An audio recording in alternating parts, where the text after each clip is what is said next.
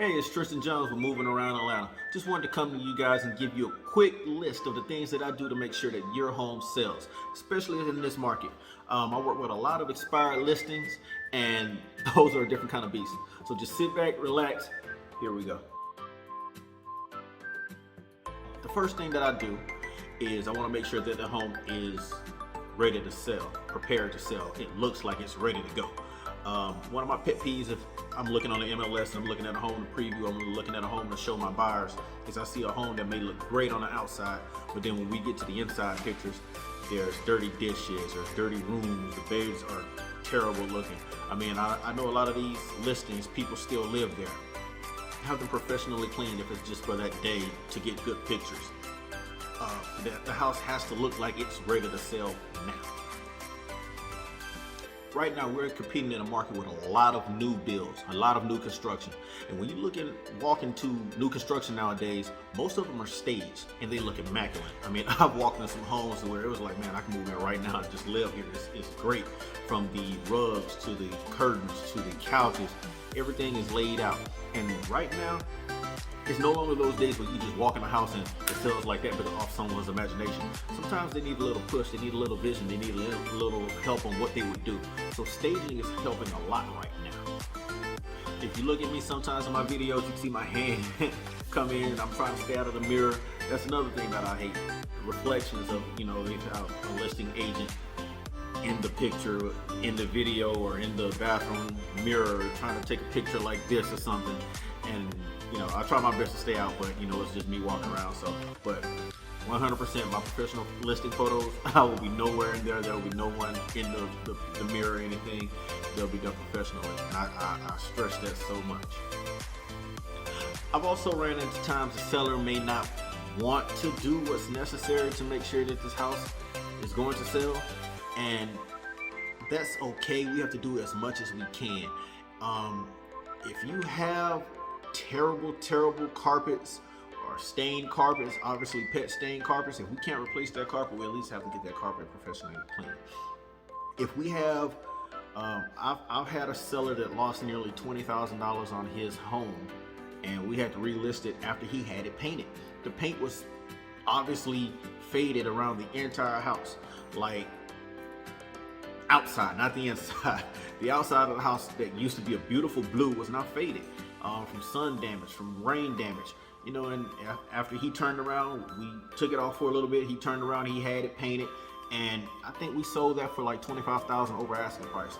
I mean, everything was going extremely high at the time, but the little things, just getting the house prepared and ready to go professionally, or at least as close as we can.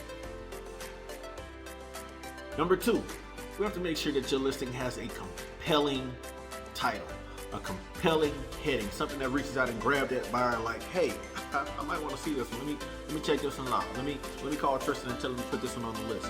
I mean, you don't understand. Look at my videos. You scroll through a lot of my videos, I try to make the best eye-popping heading title that I can to make sure it makes you want to, hey, let me click on this. So your title, your heading, or whatever of the listing is very important, super important. Your heading and description serves as kind of a prerequisite to what the buyer is going to look at, what he's going to see when he visits that property. So if you make something that stands out, that's eye-popping, that's eye-catching, and as they read it, they fall in love with it just by reading the description of the property, that more than likely makes them want to actually go and see that property. And once they're in that property, that gives them a chance to fall in love with their property and make a higher and best offer. Number 3, pictures. Pictures play the most important role of getting a house sold. Do you have great pictures, or do you have just pictures from your iPhone? Do you have pictures from your Android? Do you have pictures from your dad's flip phone from 10, 12 years ago? No, we need professional pictures. I can't stress this enough.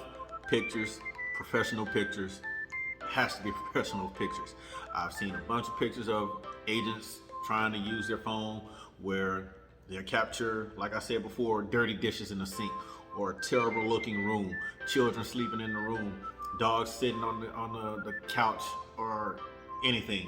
Obvious pet stains somewhere. You have to get great pictures. Number 4, we try to have as least showing restrictions as possible.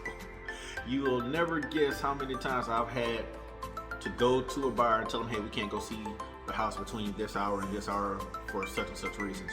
Or homes are shut off on the weekend. Weekends are the most important times to go see a house because that's when everybody's off, that's when everybody's moving around, that's when everybody's making time to go and look at homes. So if you have showing restrictions to where you can't see a house at 5 o'clock to 7 o'clock, I mean, you're going to turn a bunch of buyers around because that's when they're off and that's when they're actually available to go look at homes. If you have a showing restriction to where you can't go on a weekend, you're going to lose a lot of showing opportunity because that's when a lot of buyers are out looking at homes. Number 5, curb appeal.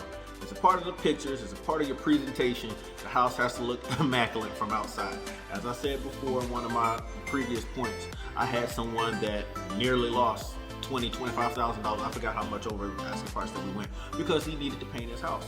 We snatched it off the market for a little bit, let him paint his house, and we repackaged it and re-put it out there, and it sold very quickly right after he painted it. So your curb appeal. Everyone wants that wow factor when they pull up to their home. When they come home and they're bringing company over or the mom's visiting. You want that wow factor. So the first thing they're going to see is the home from the curb. So make sure the house looks great. Make sure the hedges are trimmed. Make sure the grass is cut. Make sure put little wreaths or something on the door. Put nice little floor mats, welcoming mats or anything like that. But it has to look great from the curb walking into the home itself. That plays a big part. That's like 50% of the buying decision. The other 50% is the closet and the kitchen. That's it for this video, 1 through 5, part 1. Join me on the next video, part 2, where it's going to be 6 through 10, where I give you some more of my tips, of my bullet points, 15 bullet points of what I do to make sure that your home sells. Also, if you like this video, please like, follow, subscribe, comment any questions you may have at the bottom. I'll do my best to answer them. If you want to reach out to me, you know the number, 916-272-0520. You always see me walking across the bottom of the screen telling you I can get you approved, and that's true. I can get you approved, and I can find you your dream home. Tristan Jones, I went around Atlanta. Hey, thanks for watching. Don't forget to like, share, and subscribe. Also, comment down below and let me know what kind of home you would like to see previewed next.